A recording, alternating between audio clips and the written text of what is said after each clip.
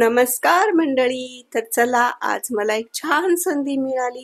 एका पाककृती स्पर्धेमध्ये मला छान माझी पाककला सादर करण्याची एक मस्त अशी संधी भेटलीये. आणि जर जेवढे तुम्ही लाईक्स कराल ना, तर तेवढीच मी विनर मध्ये लिस्ट मध्ये जराशी वर चढेल. असो, आपलं चॅनल पण नवीन आहे, हरकत नाही, एक छोटासा प्रयत्न तर केलाय. आपल्या ह्या रेसिपीज तुम्ही आवर्जून बघत जावा. सेम वेदिकाज रेसिपीज या यूट्यूब चॅनेलवर आणि वेदिका रेसिपीज ह्या इन्स्टावरती पण ह्या माझ्या पूर्ण रेसिपीज असतात. चला, आता पाककलेच्या निमित्ताने मी एक छान रेसिपी केली आणि ती खाऱ्या माशांसाठी होती. तर त्यासाठी मी कढई गरम केली, जिरे मोहरी फोडणीला घालून घेतले, कढीपत्त्याची फ्रेश काळी फोडणीला घातली. त्यानंतर 2 कांदे मस्त असे मोठे मोठे चिरले, अर्धे कच्चेच भाजेल असे भाजून घेतले. 1 चमचा आलं लसूणची पेस्ट छान परतून घेतली. त्यानंतर आपण पावडर मसाले घालून घेतोय. तर त्यासाठी थोडीशी हळद घातली, 1 चमचा मिरची पावडर घातली. आणि माझ्याकडे नेमकाच कांदा लसूण मसाला नव्हता, परंतु काही हरकत नाही, छान असा मालवणी मसाला माझ्याकडे होता, तो घालून घेतला. काय सांगू, इतकी छान भाजी झाली ना. कधी कधी असं होतं का हो तुमचं पण, की जे असतं नसतं त्यात आपण भाजी करतो आणि ती खूप छान होऊन जाते. असो, हे पावडर मसाले सगळे व्यवस्थित परतून घेतल्यानंतर बाजारातून सकाळीच आहोनी एकदम फ्रेश फ्रेश अशी ताजी तवानी वांगी आणली. त्यांना वांगी खूप आवडतात. मग आता काय करायचं, आज नॉनव्हेज पण बनवायचे आणि व्हेज पण.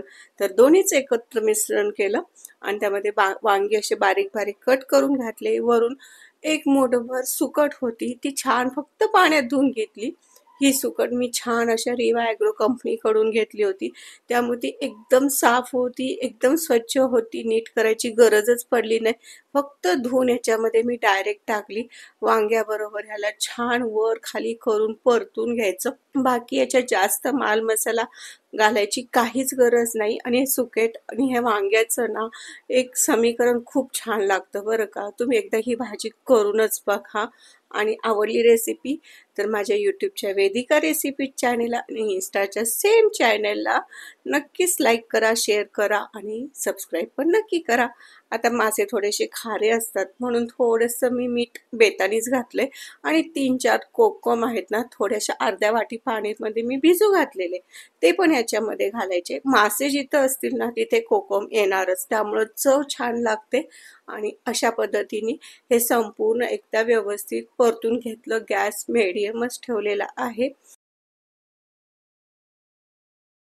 आणि याला जास्त काही पाणी घालायचं नाही. आपण जेवढं पाणी घातलंय ना कोकम बरोबर तेवढंच पुष्कळ आहे.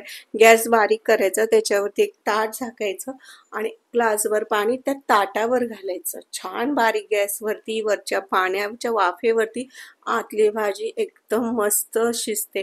वांग्यामधल्या पाण्यामध्ये, सुकटच्या अंगच्या पाण्यामध्ये ही भाजी बघा खूप छान चवीची होते. वरून बिलकुल पाणी न घालता 1, 2, 3 वेळा असं थोडंसं हलवून वाफ द्यायची एखाद्या मिनिटाची, परत हलवायचं, परत 1-2 मिनिटाची वाफ द्यायची. अशा पद्धतीने ही भाजी करून घ्यायची.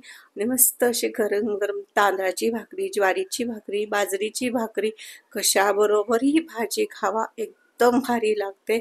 चला तर मग करणार ना ही रेसिपी, आणि आवडली तर माझ्या रेसिपीला ह्या कमेंट करून नक्की सांगा बरं का कशी झाली. आणि हो, लाईक मात्र द्यायला बिलकुल विसरू नका.